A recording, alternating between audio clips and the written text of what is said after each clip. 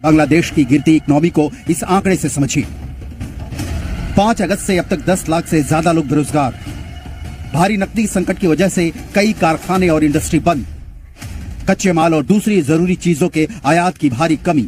यार इंसान के बच्चे बनो, इंसान के बच्चे बनो। कल 2 थप्पड़ पड़ेंगे बांग्लादेश के मुंह पे, पूरी बांग्लादेशी कौम के गाल पे 2 थप्पड़ पड़ेंगे, तब अपनी औकात पे आओगे। मत करो ये सब, मान जाओ, इंसान बनो, जानवर मत बने रहो। उसको पता है कि इसके क्या कॉन्सिक्वेंसेज हैं, क्या है, इंडिया की इतनी बड़ी ताकत है, इंटरनेशनल लॉ मौजूद है, ये चीजें हैं जो है ना वो अंडरस्टैंड। हम बांग्लादेशी जो है इंडिया के कॉलोनी बन चुके, इंडिया हमें यूज करे। अब पता चल रहा है कौन किसके लिए था।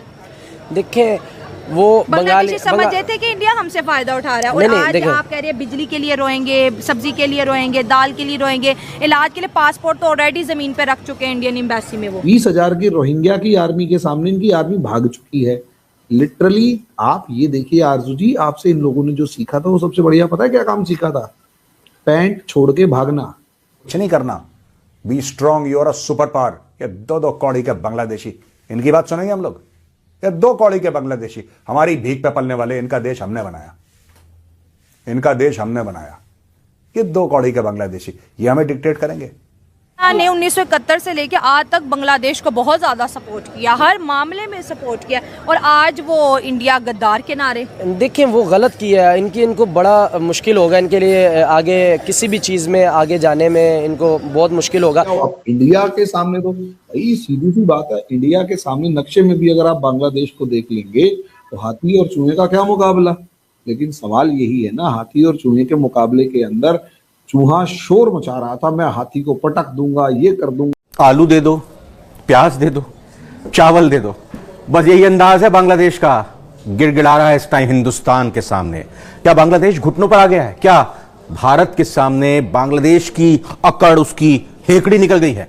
जी हां, बांग्लादेश पर संकट के बादल छाए हुए हैं। कभी नहीं होता अगर भारत ना चाहता। बांग्लादेश खाने को तरसता अगर भारत ना चाहता। बांग्लादेश आज रोटी रोटी को तरस रहा है, ठीक वैसे ही तरस रहा है जैसे पाकिस्तान तरस रहा है। बांग्लादेश के हालात बद से बदतर है, लेकिन मोहम्मद यूनुस के ऊपर जज्बा कौम का जोश चढ़ा हुआ है। इंडिया का इतना स्ट्रांग असर रसूख है, इंडिया का इतना लंबा चौड़ा, इतना बड़ा कद काठ है कि इंडिया इन चीजों को, वो जैसे कहते हैं ना, ओवरनाइट हिला जुला के रख सकता है, जेपटाइज कर सकता है। बांग्लादेश पूरी तरह से कर रहा है कि साहब हमारे पास चावल नहीं बचा, प्लीज हमको चावल दे दो, 50,000 टन चावल दे दो, नहीं तो हमारे लोग भूखे मर जाएंगे, मैं कैसे जीऊंगा, मैं तो परेशान हो जाऊंगा। एक तरफ बड़े उल्टे काम करते हैं और दूसरी तरफ चावल खाने को नहीं है। तो दोस्तों 10 लाख जाहिल जिहादी बांग्लादेशियों ने अपनी नौकरी खो दी है। और अपनी नौकरी क्यों खोई है? क्योंकि भारत ने बांग्लादेश दोस्तों जो बदतमीजी कर रहा है, जो आंखें दिखाने की कोशिश कर रहा है, भारत ने भी बड़ा तगड़ा एक्शन लिया है। आइए सुनते हैं पूरे वीडियो में क्या, अंत तक जरूर बने रहिएगा। अभी तक चैनल को सब्सक्राइब आपने नहीं किया है, लगातार इसके अपडेट चाहते हैं, चैनल को सब्सक्राइब कर लीजिएगा, वीडियो को लाइक जरूर कर लीजिएगा। आइए देखते हैं वीडियो, और दोस्तों मिलते हैं वीडियो के एंड में। भारत की जीत सिर्फ इसमें है कि शेख हसीना को पूरे प्रोटोकॉल के साथ खुले में छुपाना नहीं है। यूके क्या करता है? यूके में इतने लोग जाके पनाह लेते हैं, यूके कभी थोड़ा ना किसी से माफिया मांगता है कि नहीं यार ये वो कुछ नहीं करना। Be strong, you're a super power. ये 2 कौड़ी के बांग्लादेशी, इनकी बात सुनेंगे हम लोग? ये 2 कौड़ी के बांग्लादेशी, हमारी भीख पे पलने वाले, इनका देश हमने बनाया, इनका देश हमने बनाया। ये 2 कौड़ी के बांग्लादेशी ये हमें डिक्टेट करेंगे। भूखे नंगे लोग ये अब भारत को बताएंगे कि ये कर दो, वो कर दो, है? अब देखो, अब मैं बताता हूं एक बात।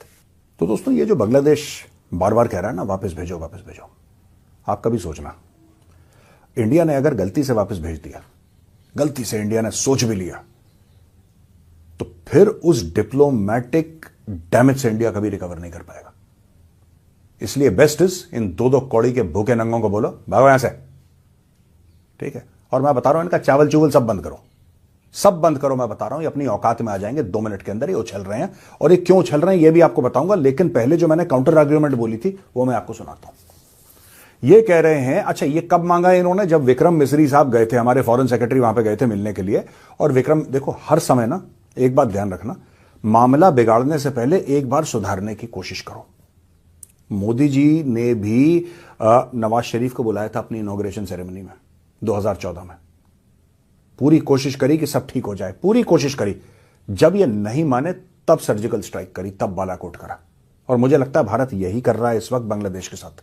आपने अपने फॉरेन सेक्रेटरी को भेजा कि यार इंसान के बच्चे बनो, इंसान के बच्चे बनो, कल 2 थप्पड़ पड़ेंगे बांग्लादेश के मुंह पे, पूरी बांग्लादेशी कौम के गाल पे 2 थप्पड़ पड़ेंगे, तब अपनी औकात पे आओगे। मत करो ये सब, मान जाओ, इंसान बनो, जानवर मत बने रहो। ठीक है, यह मैसेज पास कर दिया। अब एक बात बताओ, मैं ये कह रहा हूं कि भारत को भी एक चिट्ठी लिखनी चाहिए बांग्लादेश को। और क्या चिट्ठी लिखनी चाहिए? We should ask for the extradition of Muhammad Yunus. Muhammad Yunus को भारत के हवाले करो, यहां पे जेनोसाइड के लिए ट्रायल्स फेस करेगा। कौन है जो वहां पे हिंदुओं को मरवा रहा है? कौन है जो हिंदुओं के मंदिर तोड़वा रहा है? कौन है जो हिंदू औरतों का रेप करवा रहा है? कौन है जो हिंदू दुकानों में आग लगवा रहा है, हिंदू घरों में आग लगवा रहा है? और वो कौन है जो कि हिंदुओं के साथ मारपीट करवा रहा है और ये बोल रहा है कि तुम अपनी नौकरियां छोड़ो? ये सब मोहम्मद यूनुस है। ये मोहम्मद यूनुस के आशीर्वाद से ये सब हो रहा है। मोहम्मद यूनुस चाहता है कि वहां पे हिंदुओं पे जुल्म हो। India should ask for the extradition of Mohammed Yunus so that he faces trial in India. And this is what I would request Mr. Vikram Misri, Foreign Secretary, to do. Sir, please ask for the extradition of Mohammed Yunus. India ने 1971 से लेकर आज तक बांग्लादेश को बहुत ज्यादा support किया, हर मामले में सपोर्ट किया, और आज वो इंडिया गद्दार के नारे। देखिए वो गलत किया है, इनको बड़ा मुश्किल होगा, इनके लिए आगे किसी भी चीज़ में आगे जाने में इनको बहुत मुश्किल होगा। देखिए अभी तो इनके पास अभी कोई पता नहीं इनके ख़जाने में क्या पड़ा है क्या नहीं पड़ा। स्टूडेंट हुकूमत है, अभी उनकी आर्मी ने टोटल ख़जाने पे कंट्रोल रखा हुआ है। अब तो ये जब तक सामने नहीं आएगा तब तक नहीं पता चलेगा कि ये क्रैश करेगी इनकी इकॉनमी या है। क्योंकि किसी भी मुल्क में, अमेरिका जैसा तगड़ा मुल्क तो कोई भी नहीं है ना, उधर भी इलेक्शन होता है ना, तो एक दफ़ा पूरी इकॉनमी का जो बुनियाद है ना वो हिल जाती है। इतना पैसा इलेक्शनों में लगता है। अब इनके इलेक्शन होने के बाद इनकी ओरिजिनल हकीकत सामने आएगी कि क्या सीन है इनका। फिर आने वाले दिनों में आपको लगता है कि कोई माफ़ी तलाफ़ी का कोई सीन बनेगा, इंडिया बांग्लादेश को माफ़ कर देगा वो सब चीज़ें जो बांग्लादेश ने इंडिया के खिलाफ की है? 140 करोड़ इंडियन अवाम दोबारा बांग्लादेश के लिए दोस्ती का हाथ बढ़ाएंगे? क्या बॉर्डर खुलेंगे? क्या बांग्लादेशियों को दोबारा वीज़ा मिलेगा, फ्री इलाज मिलेगा? और जो फंड इंडिया देता है उनको एक गरीब मुल्क होने के नाते क्या वो देगा? क्या चीज़ लग रही है कि या एक पनिशमेंट स्टार्ट हो गया, अब आगे और होंगी? अच्छा बात है, इंडिया के सामने नक्शे में भी अगर आप बांग्लादेश को देख लेंगे तो हाथी और चूहे का क्या मुकाबला। लेकिन सवाल यही है ना, हाथी और चूहे के मुकाबले के अंदर चूहा शोर मचा रहा था, मैं हाथी को पटक दूंगा, ये कर दूंगा, वो कर दूंगा। ठीक है जी, कर देगा सब कुछ। सर हाथी को चूंटी भी गिरा देती है अगर सूंड में चली जाए। क्या? हाथी को एक चूंटी भी गिरा सकती है अगर वो सूंड में चली जाए, ऐसा हमारे यहाँ बोला जाता है। जो गिराई जाएगी उस चूंटी को ही तो ढूंढने की कोशिश की जा रही है। असलियत में उस चूहे के अंदर चींटियां छोड़ी जा रही है। वो चूहे को तो मार दिया गया, अब उसके अंदर चींटियां छोड़ दी गई।